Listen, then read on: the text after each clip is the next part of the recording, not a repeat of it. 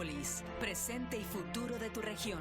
Desde la antigua Grecia se utilizó el concepto de metrópoli para designar aquellos poblados que debido a su crecimiento se integran. Este es un espacio para la participación ciudadana. Involúcrate. Nuestro objetivo es seguir fomentando el crecimiento de nuestra ciudad. Sigamos avanzando. Canal 66 presenta Metrópolis, presente y futuro con participación ciudadana. Presentado por el arquitecto Benjamín Garza.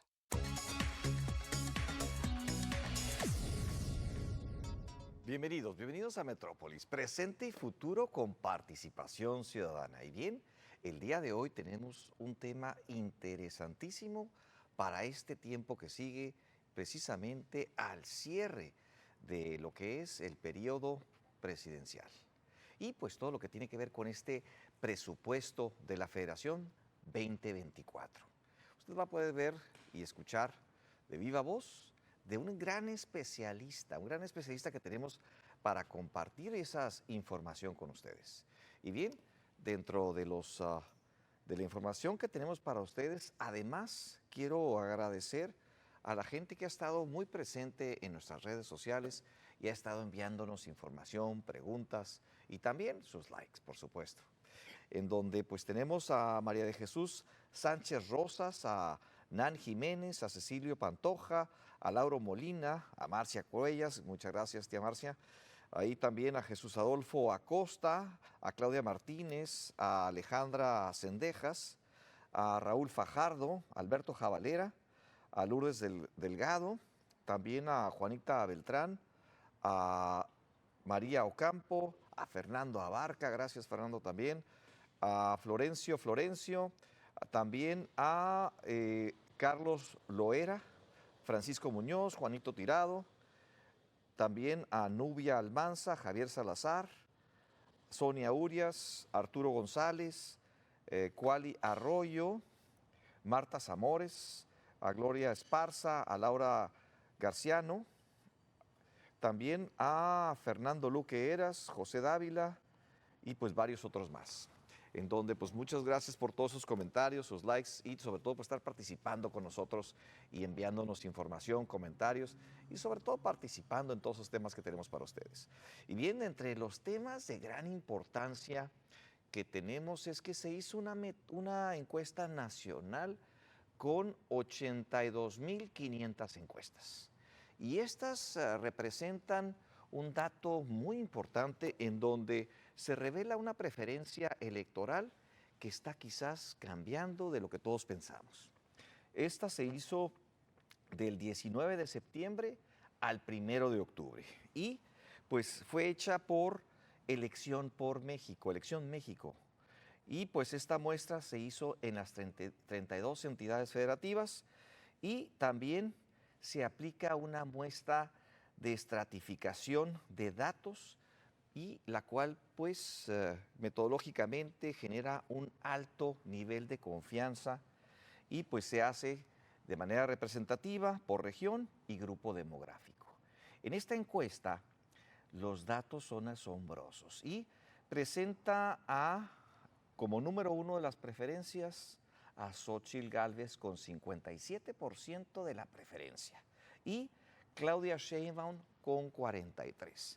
De aquí se desprenden varias hipótesis y pues de ahí una tendencia a generar pues nuevos candidatos para que precisamente esto empiece a cambiar y haya quienes puedan cambiar su decisión y pues tomar algunas otras elementos de importancia para esta próxima elección del siguiente verano. Y bien, entre estos puntos importantes, pues el gobernador de Nuevo León quiere ser candidato a la presidencia. No obstante, que prometió a los electores de Nuevo León terminar su mandato y no ser como el Bronco, ¿verdad? Que precisamente Jaime Rodríguez, en donde pues él se lanza a lo que es la candidatura presidencial y deja su puesto. Bueno, hace críticas al respecto y pues precisamente pues no está cumpliendo aparentemente esa palabra, pero la decisión va a ser el 6 de noviembre. En esa fecha, el gobernador de Nuevo León va a decidir si toma o no esa posición para contender por la presidencia de México.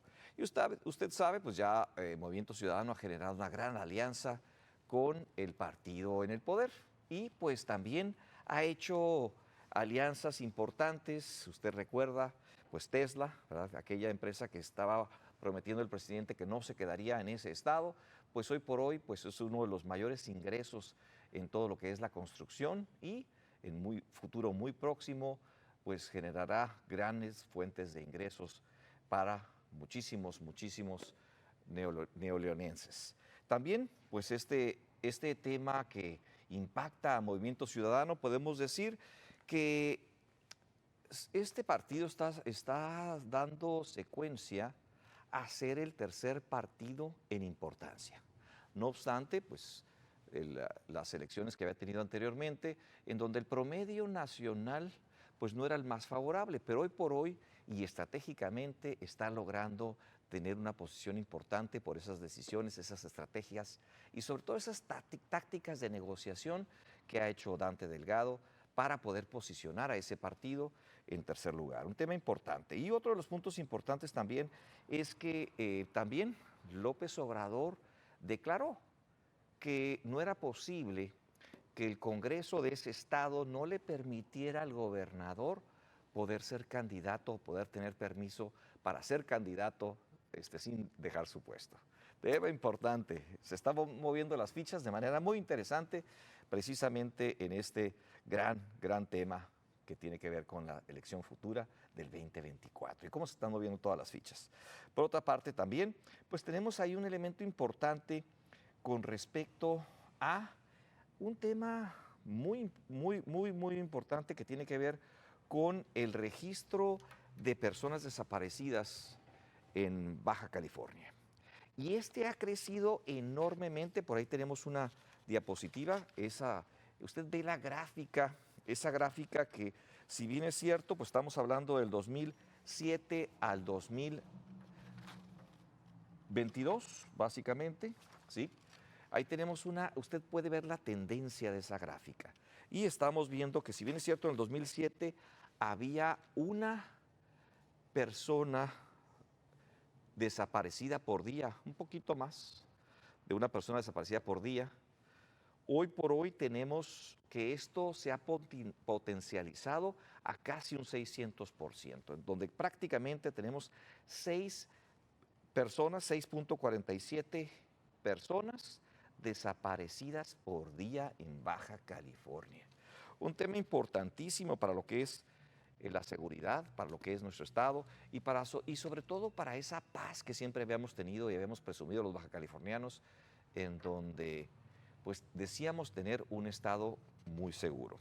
Por otra parte, tenemos otro tema muy importante que tiene que ver con este apoyo que últimamente se ha reforzado a través del ejército, ¿verdad?, en Baja California. Y pues tratando de combatir esa inseguridad, pues en los últimos días tuvimos una celebración, una develación de una placa, en donde aparecen por ahí, ¿verdad?, lo que es la gobernadora, pero también tenemos, si quieren cambiar la gráfica, por favor, en donde tenemos lo que es el general de división, diplomado Estado Mayor, Víctor Hugo Aguirre Serna, comandante de la Segunda Región Militar. También tuvimos la presencia precisamente del general de brigada, diplomado Estado Mayor, Francisco Javier Zubia González, comandante de la zona militar, y también el general de brigada, diplomado Estado Mayor, Juan Carlos Guzmán Yadams, jefe de Estado Mayor y pues de lo que es la Segunda Región Militar. Precisamente en este evento que fue muy significativo, muy conmovedor y con grandes personajes precisamente en este evento, por ahí tenemos un primer video que quiero compartir, unas palabras muy significativas que hace precisamente el general Aguirre con respecto a esta ceremonia y esta develación. Quiero pasar ese video en donde nos comparte unas palabras el general Aguirre.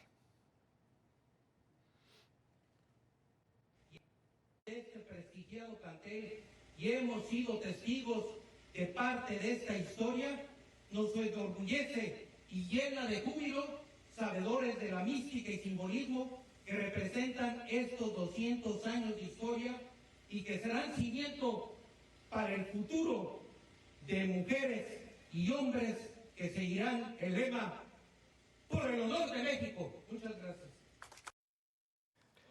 Bien, y pues además de estas importantes palabras y ese recuento que hace el general de toda esa historia de 200 años del heroico colegio militar, pues también estuvo un gran personaje del Estado, y es precisamente la gobernadora Marina del Pilar Ávila Olmeda, que también dirigió unas palabras de gran importancia. Pasamos video, por favor. Este monumento que el día de hoy develamos significa honor y gloria, patriotismo y lealtad. El heroico colegio militar ha sido por 200 años el nido donde se forman las águilas antes de echar a volar, el lugar donde se enciende la antorcha de valor, cuyo fuego se mantendrá vivo por siempre en la vida de un guerrero. En esa institución se han cultivado los pilares que protegen la soberanía, la democracia y la fortaleza institucional en México. Nuestras Fuerzas Armadas son, como dice nuestro querido presidente Andrés Manuel López Obrador, el pueblo uniformado. El día de hoy celebramos 200 años de su fundación. En todo México cantamos con orgullo el himno de esta ejemplar institución. Lleven de la patria a todos los confines. Tu nombre sacrosanto, Colegio Militar. Bien, pues nos llenó de orgullo precisamente esta develación en esta plaza, ¿verdad?, que se hace aquí en la segunda zona militar, en donde pues el ejército mexicano, ¿verdad?, hace patente su compromiso con lo que es la seguridad de nuestro estado, y sobre todo que es una institución y una actividad que hoy por hoy toma gran relevancia en nuestro estado, en donde los mexicanos y los bajacalifornianos no podemos estar ajenos y tenemos que contribuir con ese compromiso y sobre todo con esa responsabilidad y lealtad que tenemos a nuestro país, a nuestro estado y a nuestra ciudad. Y pues vamos a ir a un corte comercial para venir precisamente con ese gran tema que tenemos para todos ustedes. Regresamos en unos minutos.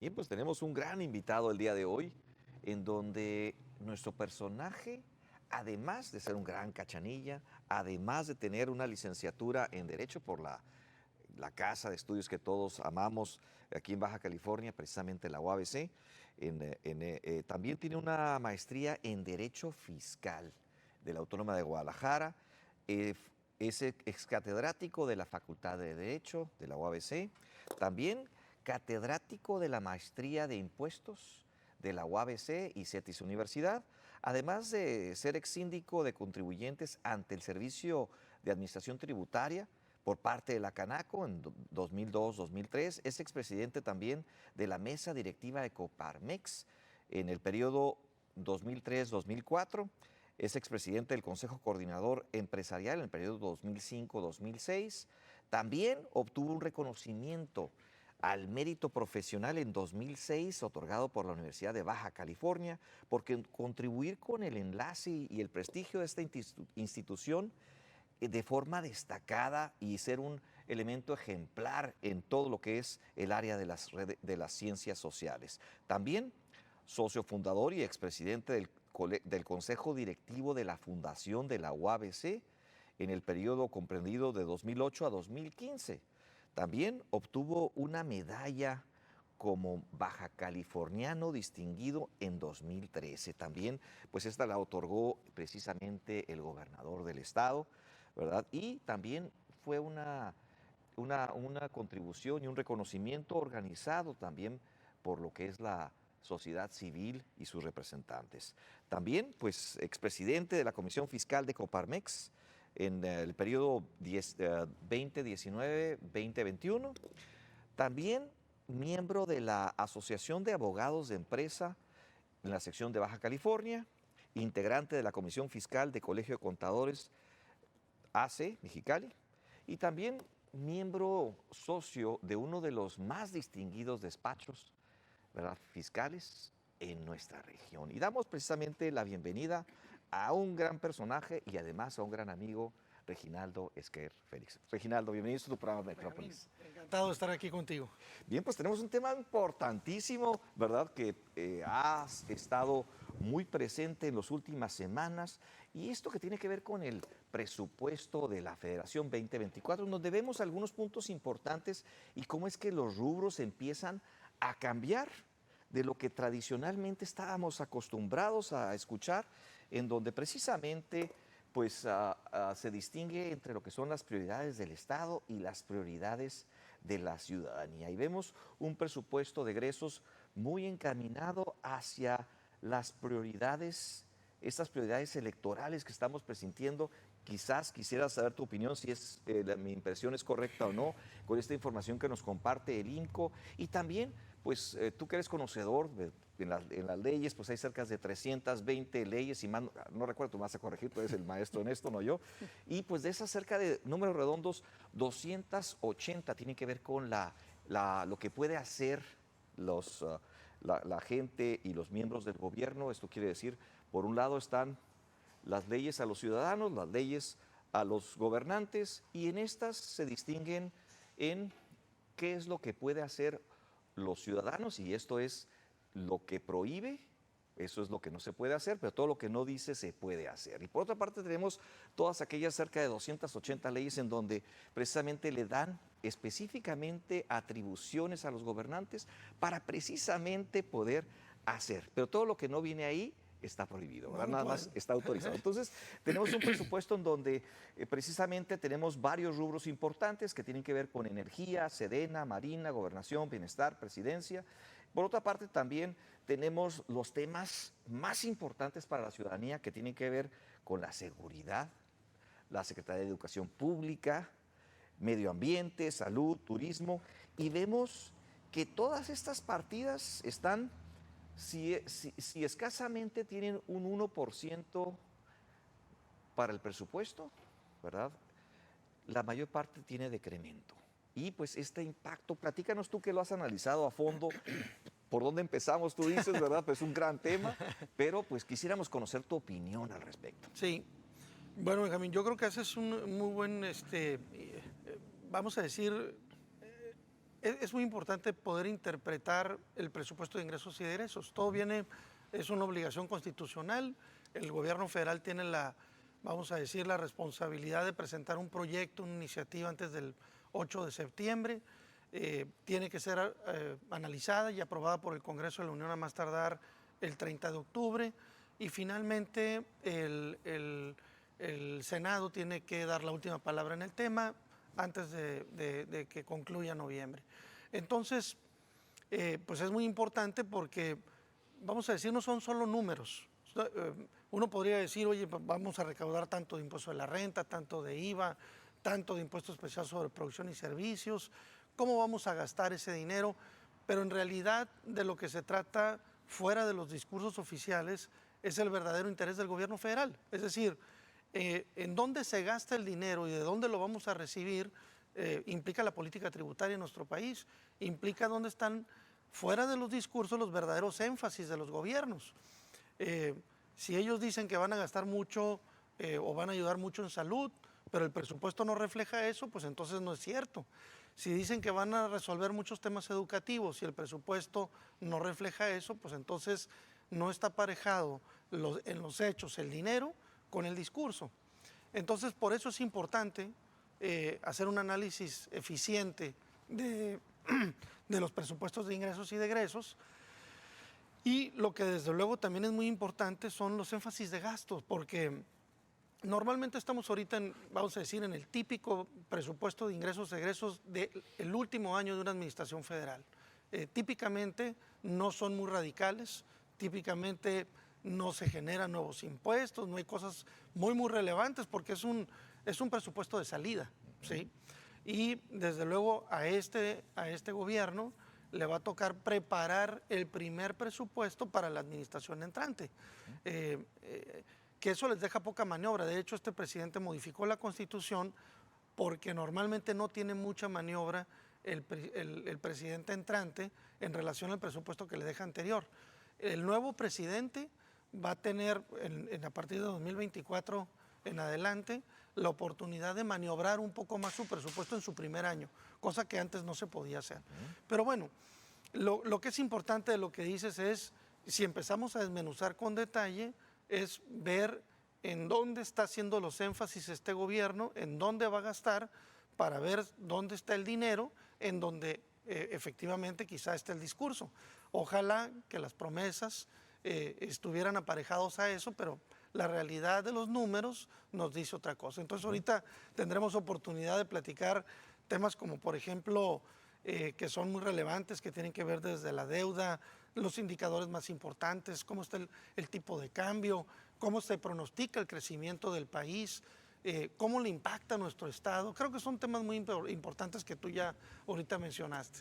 Bien, y si hiciéramos precisamente esa recapitulación de las premisas con las que inicia este gobierno federal, ayúdanos a aclarar esas premisas en donde se hace una promesa, no impuestos y otros puntos importantes, no aumento de los impuestos, etcétera. Sí, bueno, la verdad es que es muy curioso este tema porque sí me tocó hacer un análisis, vamos a decir ahorita tenemos esta posibilidad de hacer el recuento prácticamente de la administración pública, porque este último presupuesto es de su último sexto año, y ya puedes hacer un análisis, aunque es demasiado cercano y a veces los efectos económicos no se pueden leer hasta varios años después, con mucho cuidado. Además de que tuvimos un efecto anormal, que es el COVID, que alteró pues todas nuestras condiciones económicas, presupuestales de cualquier índole, de salud, y pues desde luego alteró las economías del mundo. Pero pues este presidente, estando en campaña, prometió, pero debo decir que en algunos de los casos estas promesas fueron cumplidas de ciertas formas, ¿no? Porque tuvimos, por ejemplo, cortinas de humo alrededor de muchos impuestos, pero en realidad él prometió que no habría nuevos impuestos, el presidente, y no los hubo. No hubo nuevos impuestos en toda la administración. Ya con este presupuesto, el último, nos queda claro que no hubo nuevos impuestos. Sí tuvo la imaginación el gobierno para con los mismos impuestos cobrarles a alguien que no le cobraban. Entonces, por ejemplo, por decirte algo muy simple, en tema de plataformas digitales, que mexicanos operaban y compraban bienes o servicios a través de plataformas digitales en México o en el extranjero, pues no pagaban impuestos. Ahora pagan el IVA, pagan el impuesto de la renta, cosas que es correcto, es razonable porque es riqueza que se genera en el país y se debió haber pagado. Entonces, aunque no hubo nuevos impuestos, sí hubo actos o actividades que ahora se graban. Pero, por ejemplo, el impuesto sobre la herencia, que fue el gran espejismo de esta administración que se iba a cobrar, nunca se estableció. Siempre fueron así como nubarrones, pero nunca se presentaron. Tampoco hubo incrementos importantes en los impuestos, se mantuvieron a niveles de inflación. Temas como la deuda pública y temas que dijo que no iban a endeudar más al país, y eso es medianamente cierto, ahorita lo vamos a platicar con más detalle, que creo que vamos a decir que eso podríamos decir que son un recuento general de sus promesas en relación con los temas. Claro que cuando uno revisa muchos de estos temas a detalle, puede ser que algunos hubieran sido no su culpa. Por ejemplo, inflación, él prometió no mucha inflación, pero sí hubo mucha inflación, 24.9 en todo el sexenio.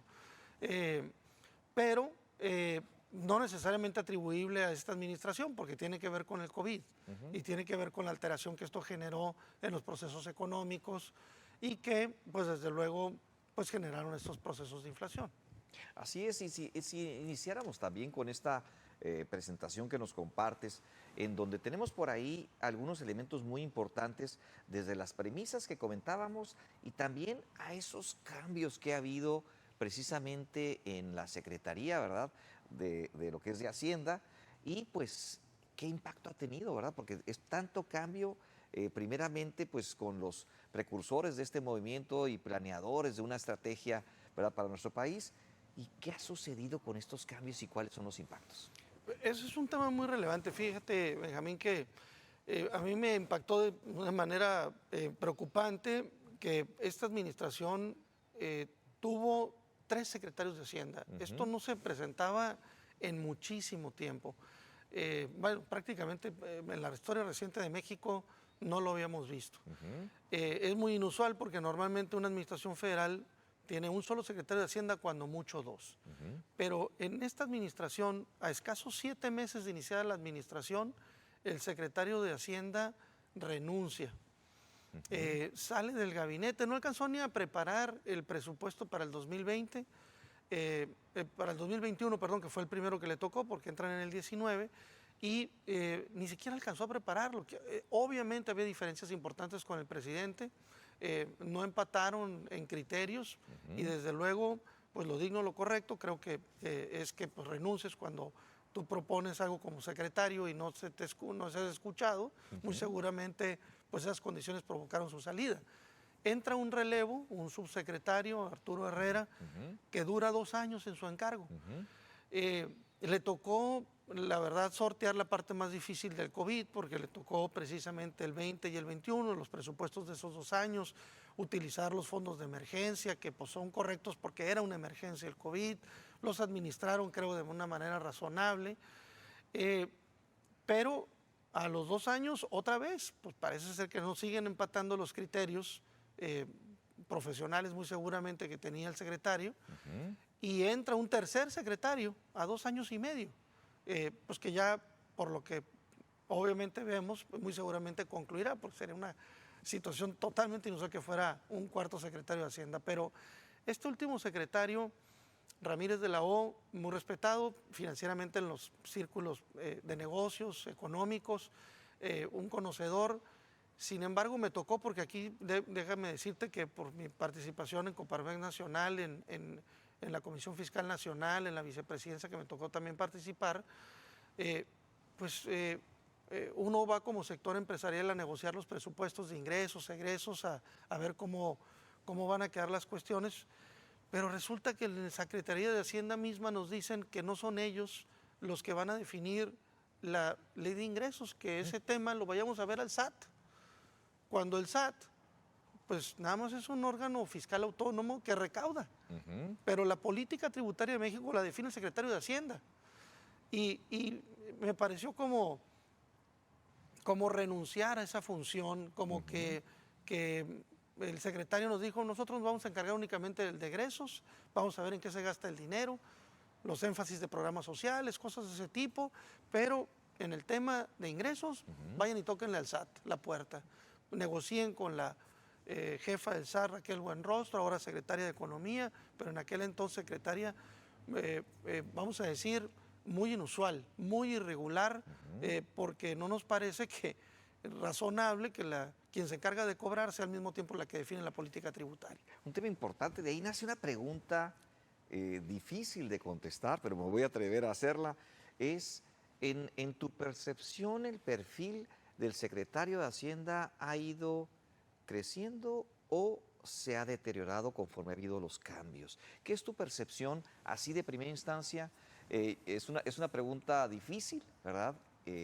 Pero en tu opinión, ¿hemos ido mejorando a nuestro secretario o hemos ido disminuyendo en esa capacidad de ejercer, planear, ordenar y todo lo que tiene que ver con las responsabilidades de la Secretaría de Hacienda? Sí.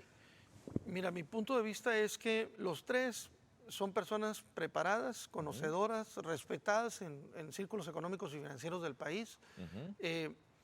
Sin embargo, creo que es claro que los énfasis de esta administración relacionados con particularmente creo, con esta obsesión de los programas sociales, que a mi juicio, también lo platicaremos más adelante, han sido abusivamente utilizados, no necesariamente con el mejor de los intereses, porque creo que esos programas sociales no han sido manejados inteligentemente de manera adecuada, han sido desperdiciados y que la verdad en muchos de los casos pues tienen una orientación claramente electoral.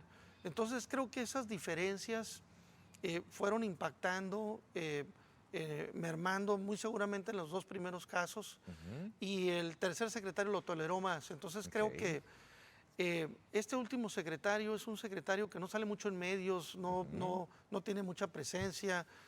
Creo que le resulta difícil enfrentar muchas de estas preguntas que son obviamente fuera de los rangos razonables. El endeudamiento, por ejemplo, es un tema que también hay este último secretario permitió un nivel de tolerancia que los otros dos no aceptaron tanto, y entonces creo que tiene que ver más con un poco con lo que cada uno de los secretarios fue concediéndole al presidente de acuerdo con la percepción de su política. Pues muy interesante respuesta. Y pues yo quisiera pasar a esa presentación que nos compartes, ¿verdad? En donde primeramente iniciamos con esos indicadores, lo que es la inflación, el tipo de cambio, el precio del barril y otros temas muy importantes de impacto para nuestro país. Por favor, esa presentación para que nuestro invitado empiece a comentarnos sobre ella.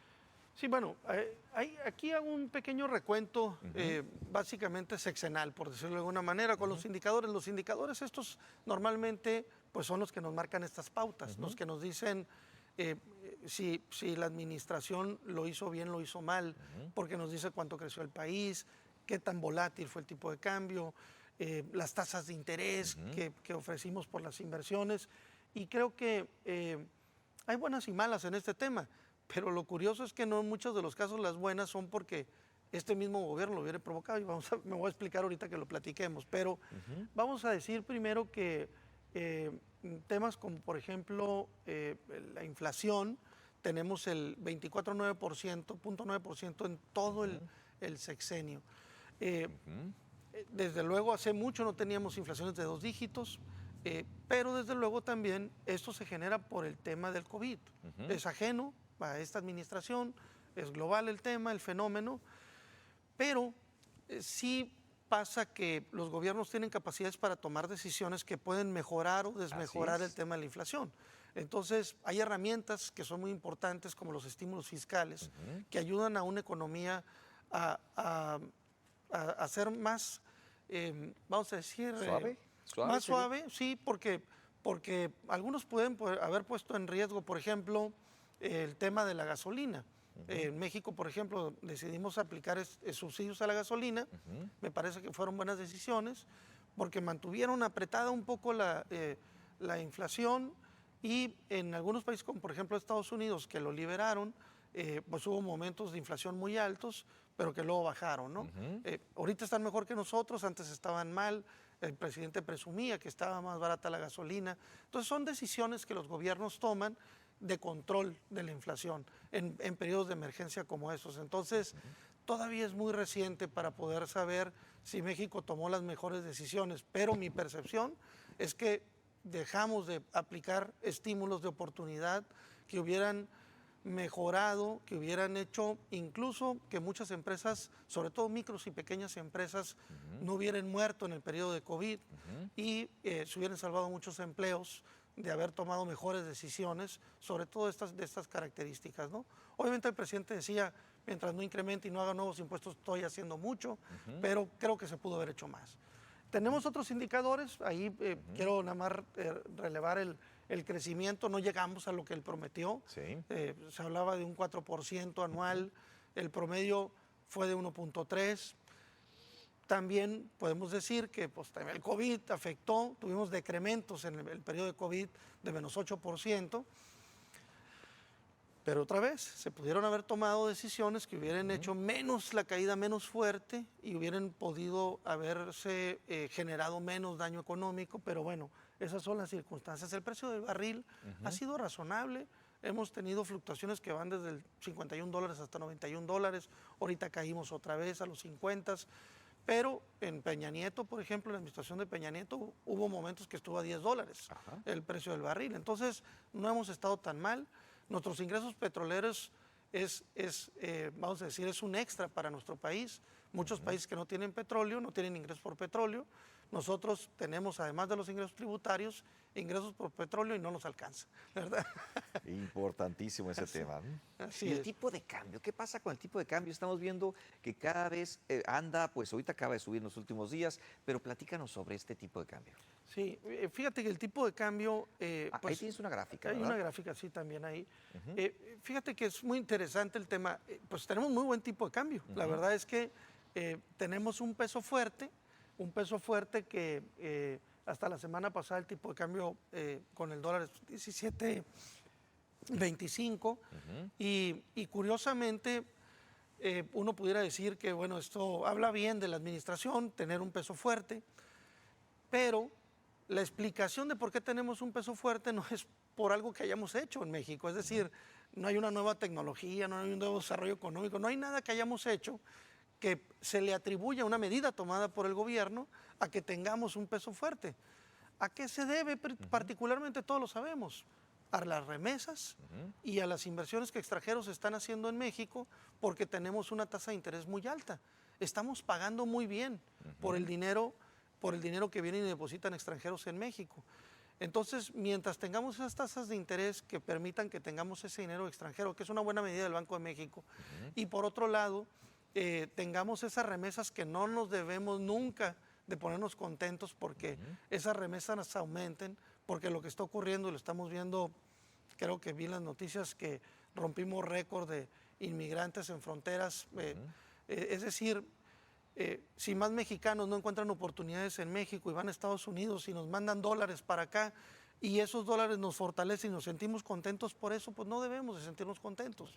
Entonces, a esos dos factores atribuimos la fortaleza del peso. El problema es que particularmente estos capitales que les llamamos golondrinos que vienen, están aquí porque ahorita les ofrecemos tasas altas, el día de mañana se van a ir a otra parte porque les ofrecen otra tasa más alta. No vamos a aguantar mucho tiempo ofreciendo esa tasa de interés alta porque vamos a provocar inflación, porque los créditos y las tasas suben y entonces la capacidad del financiamiento aumenta y eso se tiene que incrementar en los precios. Finalmente va a tener que generarse un equilibrio a la baja del interés y esos capitales se van a ir. Entonces, eso automáticamente, y creo que lo está previendo ya el gobierno en el presupuesto, porque al cierre del 24 ya están previendo optimistamente 19.3 el tipo de cambio. Muy seguramente vamos a estar cercanos a los 20 pesos. Entonces, así están las cosas con el tipo de cambio, ¿no? Bien, pues muy interesante. Y para concluir este tema del tipo de cambio, ¿ha sido esto favorable para la economía nacional, este fortalecimiento del peso o no? Bueno, es que depende, vamos a decir así, depende a quién le preguntes, porque definitivamente la inversión extranjera no es lo mejor, porque con más dólares tienen que cubrir los más pesos que necesitan para esto. Entonces, obviamente, a ellos les está costando más México porque están necesitando más dólares para cubrir los mismos pesos. Entonces, puede ser que nos reste atractividad mientras tengamos un tipo de cambio como este, porque rinden menos esos dólares, ¿no? Pero desde luego en el mercado interno, para las importaciones y desde luego para todo este proceso, pues nos conviene porque estamos trayendo más artículos a un menor.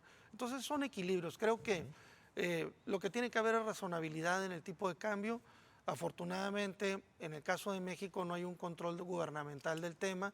Tenemos un Banco de México que controla este tipo de procesos de una manera autónoma y que, claro, el gobierno tiene ciertos manejos, pero no tiene control del tema. Y por ahí nos presentas una gráfica sobre los comparativos del crecimiento económico en diferentes países. ¿Qué tienes de comentarios al respecto? Bueno, básicamente es un primer, vamos a decir, acercamiento sobre cómo a nivel global han ido los crecimientos de los países, porque en alguna manera nos dice quiénes tomaron mejores decisiones. En cuanto tú sales de la pandemia, después del 20 y el 21, pues empiezas a medir qué países tienen mejores crecimientos porque fueron los que mejores decisiones tomaron. Y bueno, en esa tabla, en esa información que sale, podemos ver que México está como en la medianía. No somos ni los más bajos como Venezuela, ni somos los mejores como países europeos, etcétera, que tomaron mejores decisiones, ¿no? Pues muy interesante. Y por ahí tenemos otra gráfica que quisiera presentar en donde haces un comparativo y esta gráfica pues presenta dos administraciones, que fue la de Felipe Calderón y la de Enrique Peña Nieto. ¿Qué comentarios tenemos al respecto? Fíjate que esa lámina está muy interesante porque, tú sabes, la deuda se compone de lo que conocemos, la deuda interna y la deuda externa. Y siempre ha habido esta crítica que se hacen sirios y troyanos, de diferentes colores, partidos políticos, de quién ha sido el presidente que más ha endeudado a México, para demostrar quién ha sido el peor, ¿no? Y la realidad es de que, por ejemplo, en la gráfica tú puedes ver, y las barras parecieran menores, el endeudamiento en el periodo de Felipe Calderón, y en el de Peña Nieto mayores. Sobre todo, particularmente, la deuda externa, que significó pues, una cantidad que se incrementa, pero particularmente la deuda interna. Y tú, pues, obviamente, si ves los gráficos, puedes ver que pues, la de Peña Nieto es casi el doble de la que dejó, casi el triple, que pudiéramos decir que la que dejó Felipe Calderón. Pero hay un factor que los economistas, yo no soy economista, pero los economistas utilizan en este tema, que es que lo importante es qué porcentaje la deuda representa del Producto Interno Bruto o del crecimiento del país. Y entonces resulta que Felipe Calderón, si tú lo comparas contra el nivel de economía, rebasó del 50%. Es decir, que en relación al tamaño de nuestra economía, Felipe Calderón endeudó más al país, por encima del 50%. Mientras que Peña Nieto no rebasó ese 50%, a pesar de que la deuda fue mayor, el país creció y por lo tanto le da una capacidad de endeudamiento mayor que no rebasó el 50%. Interesante. Entonces, lo que se podría decir de alguna manera es que nominalmente, como puedes ver en la gráfica, la suma de la deuda se duplicó prácticamente en Felipe Calderón y Peña Nieto.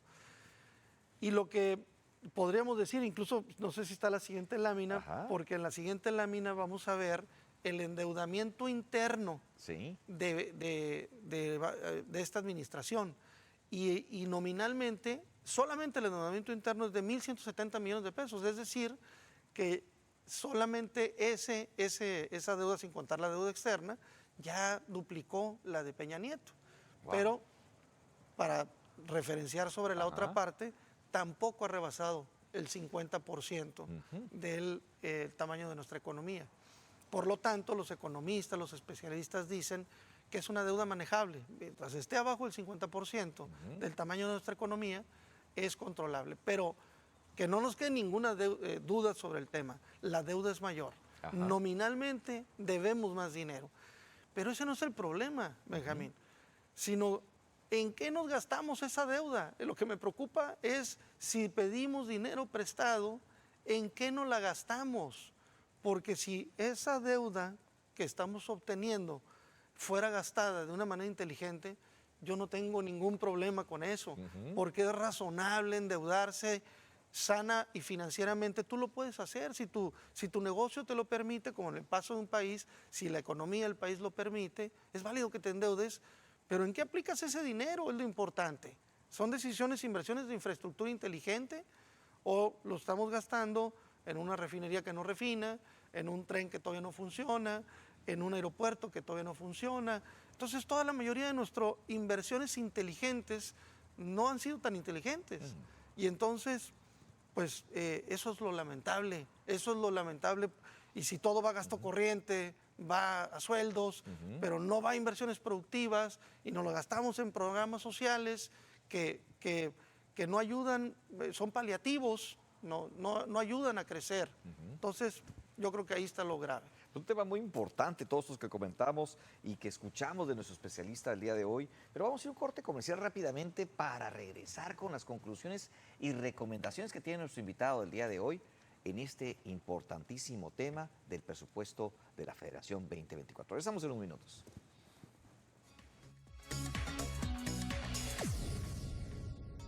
Bien, pues regresamos después de este corte comercial con nuestro invitado y este importantísimo resumen, conclusiones y recomendaciones que tiene para todos nosotros, en donde vemos que la presente administración precisamente no incrementa impuestos, pero también hace una dinámica innovadora en lo que son los impuestos para las redes sociales, aquel continente invisible que de alguna manera pues había pasado por muchas administraciones sin pagar impuestos. Y hoy por hoy, como en Francia y otros países que fueron los que promovieron precisamente esta acción tributaria, pues ya se hacen y se graban impuestos precisamente en las redes sociales también y todo lo que son las aplicaciones de la Internet. También un tema importante que es el 24.9 de inflación que hemos tenido en el promedio de la administración y la falta de estímulos fiscales para esas empresas, donde muchas de ellas murieron precisamente después de esta pandemia. Y pues el tema importante, la tendencia al tipo de cambio que va a acercarse mucho hacia los 20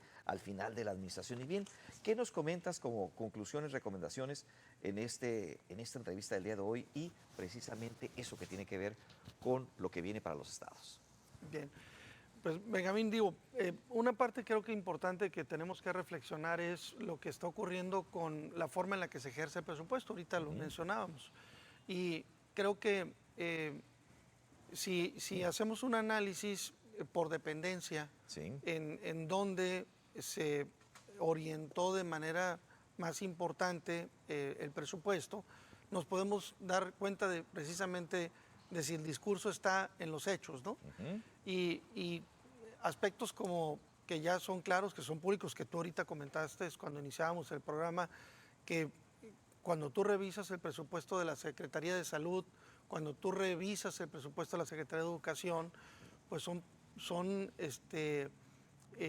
secretarías que no están recibiendo más dinero, que creemos, si hablamos de salud, hablamos de educación y hablamos de seguridad, que yo creo que son los principales énfasis que debería estar orientado el presupuesto, mucho. Claro que también el tema de infraestructura debería de estar orientado el presupuesto, pero no es así. Lo que vemos es que cuando hacemos esta referencia para diferenciarla por secretaría, claramente vemos que están decreciendo sus presupuestos. Y cuando revisas cuáles están aumentando, pues claramente ves un rubro ahí, Secretaría del Bienestar, que crece 100,000 millones de pesos. Wow. 100,000 millones de pesos para el año 2024. Y es obvio que eso tiene relación con los programas sociales. Y no tenemos ningún problema con los programas sociales. Creo que son importantes tener programas. Todo gobierno tiene que tener programas sociales para atender a la sociedad vulnerable. Pero sabemos que muchos de esos programas no están orientados a los que más necesitan, porque hay muchas personas que los tienen que realmente no los necesitan.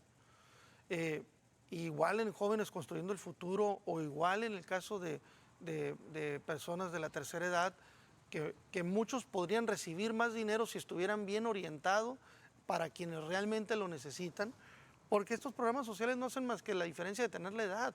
No te preguntan realmente si lo necesitas.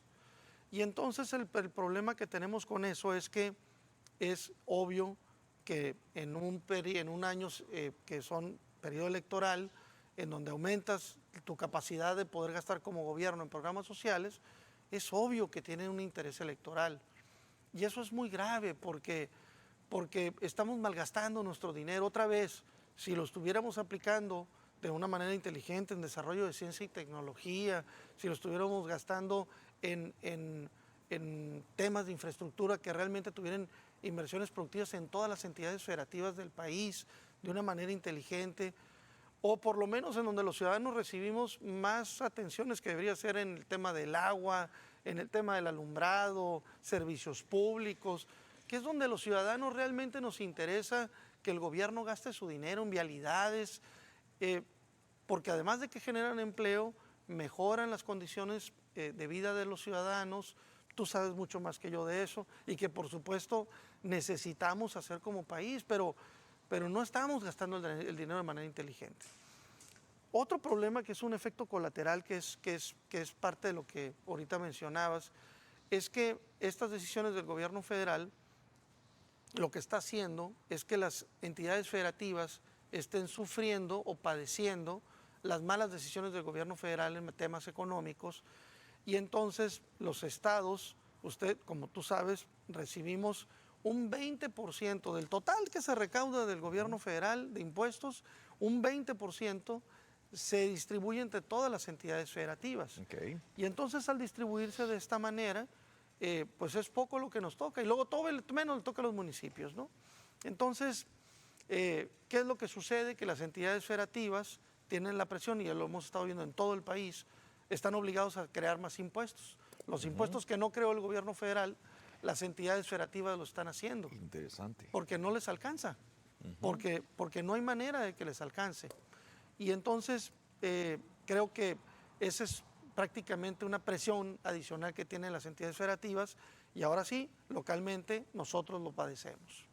No, pues un impacto importantísimo y pues lo más significativo es que precisamente el discurso pues no casa con los hechos y ese presupuesto, ¿verdad?, de egresos de la Federación. Pues te agradecemos mucho el estar aquí con nosotros. Dejamos varias de las preguntas pendientes para volverte a invitar aquí a Metrópolis, ¿verdad?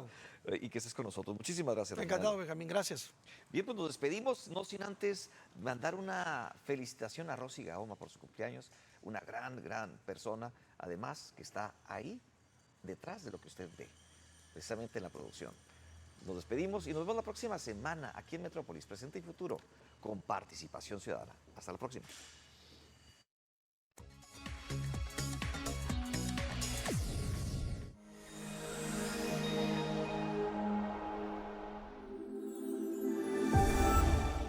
No te puedes perder el Palenque de A Primera Hora.